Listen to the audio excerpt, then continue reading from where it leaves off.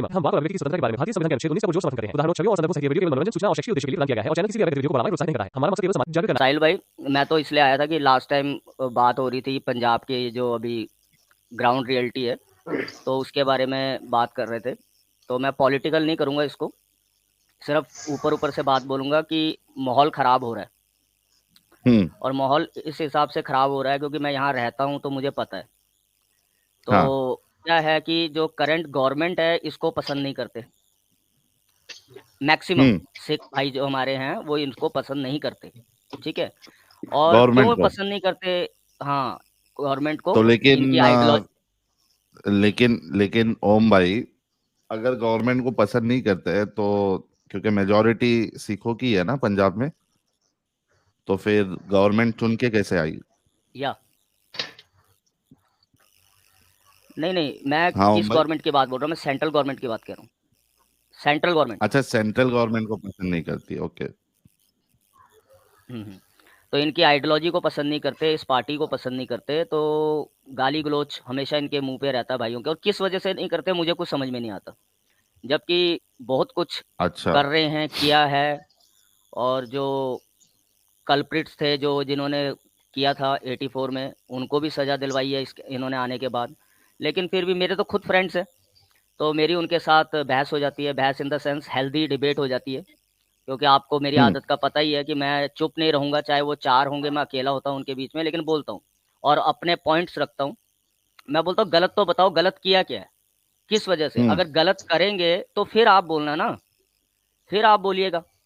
आप तो totally day one से ही इनकार कर रहे हो, डे वन से ही पीछे पड़े हुए हो। क्यों? कर क्या कर दिया उसने ऐसा? उस बंदे ने ऐसा क्या कर दिया? असल में इसकी मैं वजह बताता हूँ ओम भाई। एक्चुअली क्या होता है कि नैरेटिव बिल्डिंग है ना, ये बहुत पावरफुल होता है। ठीक है, ध्यान से सुनना मेरी बात। नैरेटिव बिल्डिंग बहुत पावरफुल होता है, और जब एक नैरेटिव सेट कर दिया जाता है, मिसाल के तौर पे मुसलमानों की अक्सरियत जो है, कुछ अता पता ना होते हुए भी यहूदियों को अपना दुश्मन मानती है। ठीक है, उनको पता ही नहीं है कि भाई क्यों, मतलब यहूदी हमारे दुश्मन है, क्या बेस है उसका, कहाँ से ये दुश्मनी आई, उनको नहीं पता। लेकिन वो नैरेटिव बिल्डिंग या कंडीशनिंग जो है बचपन से इस तरीके से की जाती है कि वो दिमाग में बैठ जाता है। उसी तरीके से खास करके आप देखो, जो मोमिन हजरात है हमारे भाई बंधु, इनके अंदर भी एक नैरेटिव बिल्डिंग ये की गई है कि जो बीजेपी गवर्नमेंट है, या मोदी गवर्नमेंट है, या मोदी साहब है, या तो क्या नाम है इनका, यूपी वाले कौन है भाई अपने, योगी साहब, योगी साहब। तो इनके खिलाफ भी एक नैरेटिव बिल्डिंग की गई है कि भाई ये हमारे दुश्मन है, और खास करके ये इस्लाम योगी के जी। दुश्मन है, ये नफरत फैलाते हैं, ये हमारा बुरा चाहते हैं। तो इस तरीके से अब वो, अगर ये लोग अच्छा भी काम करें तो वो अच्छाई इनको नजर नहीं आती है। आप समझ रहे? तो उसी तरीके से ये तो मैं खैर मोमिनों का बता सकता हूँ। अब किस तरीके की नैरेटिव बिल्डिंग जो बाकी नॉन मोमिन हजरात है, जैसे कि आप बता रहे हो, इनमें क्या अपना नैरेटिव बिल्डिंग की गई है मुझे नहीं पता है। तो वो एक वजह हो सकती है कि नैरेटिव सेट किया गया है, जिसकी बुनियाद पे उनको बीजेपी गवर्नमेंट या जो बीजेपी लीडर्स है उन पे चिढ़ है। अच्छा, मैं एक चीज कह दूं, मैं पॉलिटिकल बंदा नहीं हूं। मेरा जो मानना वो ये है कि कोई भी पार्टी जो है वो लोगों से बनती है। तो मेरे हिसाब से, जहां तक मेरा ऑब्जर्वेशन है, मैंने देखा है ग्राउंड लेवल पे, तो कोई भी नेता जो है, या अक्सर आप कह लें अक्सरियत जो है, वो तो खाने पीने के लिए ही इस लाइन में आता है। ठीक है, अब अक्सर देखो, जैसे अगर आप नगर सेवक से ही स्टार्ट कर लो, तो वो क्या होता है, अक्सरियत जो उनकी होती है, वो नगर नगर सेवक जो होता है वो पैसे वाला होता है, उसके बार बार होंगे, अच्छा खासा बिजनेस होगा, और उसके बाद वो फिर मार्केट में आता है, यानी इसमें पॉलिटिक्स में जुड़ता है। तो मेरा मानना ये है कि भाई कोई भी पार्टी हो, उसके अंदर के लोग दूध के धुले नहीं होते। जो अच्छा काम करेगा हमारे सर आंखों पे, जो अच्छा काम नहीं करेगा हम उनको सपोर्ट नहीं करेंगे। आप समझ है? ओम भाई आप अपनी बात रखें, अभी मैं ज्यादा ही भाषण दे दिया।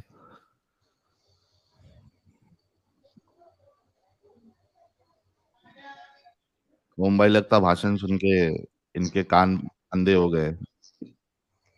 नहीं नहीं, अच्छा मेरे को पॉइंट मिल गया इस पे। नरेटिव बिल्डिंग इनकी ये की गई है साहिल भाई कि जैसे इनको ये बोला गया कि पहले ये मोमिन्स को साइडलाइन लगाएंगे और उसके बाद धीरे धीरे ये सभी माइनॉरिटीज के ऊपर आएंगे। तो इनके मन में ये आशंका है, जबकि इसमें सच्चाई नहीं है। और जो पिछली बार आप में बात हो रही थी आपके चैनल पे, तो मैंने नहीं ज्वाइन किया था, मैं कमेंट सेक्शन में था, तो वो खालिस्तान वगैरह के बारे में आपसे बात कर रहे थे। तो जो मेरे फ्रेंड सर्कल में ज़्यादातर सिख भाई हैं, उनमें से एक बंदा भी इसके सपोर्ट में नहीं है, चाहे वो गवर्नमेंट को कुछ भी बोले, लेकिन इस सपोर्ट में नहीं है कि ऐसा बनना चाहिए या हम ये मांग रखते हैं। कोई नहीं बोलता। सब बोलते हैं कि ये जो बोल रहे हैं ये कनाडा में बैठ के ये वहाँ के बंदे हैं, पाकिस्तान की आईएसआई के साथ मिले हुए हैं, फंडेड बंदे हैं, ये बातें बोलते हैं। कोई भी बंदा नहीं बोलता, जबकि यहाँ पर तो मेजोरिटी में, उनको तो कुछ ऐसा डरने की जरूरत ही नहीं है। तो आपको पता है सिख कौम ऐसी कौम है, वो तो माइनॉरिटी में रह के भी नहीं डरती है, ठीक है। तो वो भाई में से कोई भी भाई इस खालिस्तान मूवमेंट को सपोर्ट नहीं करते हैं, जो मेरे जानने वाले हैं जितने भी। तो ये अब कैसे नैरेटिव बिल्ड हो रहा है या फेक सोशल मीडिया पे चल रहा है, आईएसआई द्वारा चलाया जा रहा है, देश के दुश्मन तो बहुत सारे हैं। और दूसरा पॉइंट मैं ये बोलूँगा, इन्हीं सिख भाइयों का कन्वर्जन हो रहा है। तो पायलट वाला साहब से मेरी एक चैनल पे बात हुई थी, मुन्ना भाई या देसी भाई के चैनल पे, तो मैंने बोला पायलट वाला साहब आपकी बात से मैं सहमत हूँ कि ये बड़ा वेल प्लान मैनर में चल रहा है। तो वो उनका और मेरा मतभेद एक आया, वो बोलते इंडिविजुअल लेवल पे कुछ नहीं किया जा सकता। तो मैंने बोला मेरे गांव में, साहिल भाई ध्यान से सुनना, मैंने उनको बोला, मैंने कहा मेरे गांव में 100 लोग हैं, 100 में से 60 लोग अच्छे परिवार के हैं, अच्छी इनकम है, 40 लोग की नहीं है। और कन्वर्जन जो करवा रहे हैं किसी भी धर्म के अंदर, क्रिश्चियन वगैरह बना रहे हैं, तो वो लालच वगैरह दे के वो बोल रहे थे करा रहे हैं उनको। तो मैंने कहा हम 60 लोगों का क्या फर्ज बनता है उन 40 लोगों के लिए, हम 60 लोगों का क्या फर्ज बनता अगर उस साइड से उनको दिया जा रहा। मैं भी मानता हूं कि प्रचार करने का अधिकार सबको है, तबलीग करने का अधिकार सबको है, लेकिन अगर लालच दिया जा रहा है, आप हम उसे गलत समझ रहे हैं, तो हम भी तो उनके लिए कुछ करें ना। उनके बच्चों को वो कॉन्वेंट स्कूल में भी डाल रहे हैं, उनको वो पैसे भी दे रहे हैं, उनकी हर तरीके से मदद भी कर रहे हैं, उनके डॉक्यूमेंट्स वगैरह बनाने में भी मदद कर रहे हैं, जो गरीबों को पता नहीं होता या इलिटरेट होते हैं। तो सब कुछ उनका वो करके दे रहे हैं। तो भाई इंसान क्या चाहेगा, अपने बच्चों का फ्यूचर ही चाहता है ना। तो हम लोग जो सनातनी भाई वहां पर बैठे हुए हैं, हम बैठे हाथ पे हाथ रख के बैठे नहीं रह सकते। हमको भी चाहिए कि ओम का भी फर्ज बनता है कि अगर उसका गरीब भाई कोई है, जिसको, चाहे वो सिख भाई है, ज्यादातर जो सिख हमारे निचले तबके के भाई हैं, गरीब भाई है, उनका भारी मात्रा में कन्वर्जन हो रहा है। और हो इसी बिना पे रहा है, पायलट वाला साहब की बात से मैं सहमत हूँ, इसी बिना पे हो रहा है कि उनको पैसे दिया जा रहा है, उनके बच्चों की पढ़ाई लिखाई फ्री कर दी जा रही है, अच्छे अच्छे स्कूलों में, कॉन्वेंट स्कूलों में एडमिशन करा दिया जा रहा है। तो साहिल भाई आप बताइए, अगर ऐसी लाइफ अगर एक गरीब बंदे को मिलेगी, उसके बच्चों का फ्यूचर दिखाई देगा, तो वो जाएगा कि नहीं जाएगा दूसरे उधर पे। अच्छा, मैं ओम भाई ये एक लास्ट पॉइंट आपकी बात पे ऐड करता हूँ, फिर बाकी लोगों को भी मौका देंगे, वरना बाकी लोग बेचारे ऐसे ही रह जाएंगे। देखिए, एक जो गरीब इंसान होता है ना, गरीब क्या पैसे वाला कुछ भी पकड़ लो आप, उसके लिए रोटी जो होती है ना, और उसकी जो बेसिक नीड, उसकी जरूरतें, उसके लिए सबसे ज्यादा इंपॉर्टेंट होती है। उसके लिए अपना मजहब और धर्म या जो भी रिलीजन में है वो ठीक है, लेकिन जब जब जरूरत की बात आती है तो वहां पे इंसान पिघल जाता है। वहां पे फिर वो ये नहीं सोचता कि मैं किस मजहब से हूँ।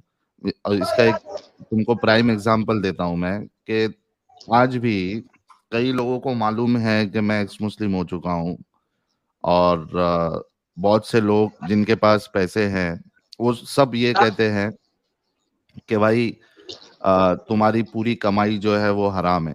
यानी जो आप लोग सपोर्ट करते हैं मुझे, यूट्यूब से जो अर्निंग आती है, वो कहते हैं कि हराम का पैसा है ये, ठीक है, इसका कुछ लेना नहीं है, इससे कुछ खाना नहीं है। इसके बावजूद जो गरीब मुसलमान हैं वो आज भी मेरे को कांटेक्ट करते हैं, और पैसे की उनको जरूरत है या कुछ जरूरत है तो कांटेक्ट करते हैं मुझे, हालांकि मैं उनके लिए तो सबसे बड़ा दुश्मन हूँ। लेकिन जब जरूरत आती है तो आदमी दुश्मनी और ये सब भूल जाता है, और जहाँ पे उसका फायदा होता है, जहाँ से उसकी जो नीड है वो पूरी हो सकती है, आदमी उस तरफ जाता है। तो आप जो बता रहे हो, जाहिर सी बात है कि अगर कोई लालच के जरिए से कन्वर्जन कराता है तो गरीब लोग तो जाएंगे ही ना भाई। तो तुम अपना सिस्टम इतना स्ट्रांग बनाओ, अगर तुमको लगता है कि ऐसा नहीं होना चाहिए, तो अपना सिस्टम इतना स्ट्रांग बनाओ कि लोगों को जो एटलीस्ट बेसिक नीड है और जॉब है वो पूरी हो जाए, ताकि वो लोग जो है इस ट्रैप में ना फंसे। समझे ओम भाई? बिल्कुल साहिल भाई, पेट की आग सबसे बड़ी ये इंसान की कमजोरी है। और एक बार के लिए इंसान अपनी भूख बर्दाश्त कर लेगा, लेकिन अपने बच्चों को भूख नहीं बर्दाश्त कर सकता। अपने बच्चों का फ्यूचर अगर उसको कहीं बनता हुआ दिखाई देगा तो उस साइड पे जाएगा। तो मैं तो इतना ही बोलूंगा। और हम लोगों का फर्ज बनता है, जो आपने बोला कि अपना सिस्टम इतना स्ट्रांग करो कि दूसरी साइड में ना जाए, बिल्कुल मैं आपकी बात से एग्री करता हूँ। हमारा भी फर्ज बनता है, अगर हम उनको रोकना चाहते हैं अपने ही उसके धर्म के अंदर, तो हमारा फर्ज बनता है हम उनकी हेल्प करें। जितना हो सके, जितना हो सके उतना करें, अपना भी देखें और उनका भी करें। तो साहिल बिल्कुल। भाई, मैं आपका ज़्यादा टाइम नहीं लूंगा। और भाई लोग भी बोलने लगे, अब भी देखा मैंने, हिंदू भाई भी बोल रहे 2 मिनट बोल के खुतबा देता पूरा भाषण। हर जगह पहुंचा होता है। एडम तो पक गया मुझसे। बोलता है ले हम्म। ये होगा ना, मैं नहीं, मैं जा रहा हूँ, मैं जा रहा हूँ। कल हकूक सिस्टर के चैनल पे था, आप बाद में आए थे, मैंने आपसे थोड़ी सी बात की थी। अरे भाई ये आ गया, मैं जा रहा हूँ, मैं जा रहा हूँ। मैंने म्यूट लगा लिया, मैंने कहा निकाल देगा यार, जैसे मुन्ना भाई की स्ट्रीम में निकाल दिया वैसे निकाल देगा। ठीक है, चलिए, चलो भाई बहुत लोगों, शुक्रिया बहुत ओम अच्छा भाई। लगा। जय हिंद, वंदे मातरम। बहुत थैंक्स साहिल भाई टाइम देने की। जय हिंद, वंदे मातरम।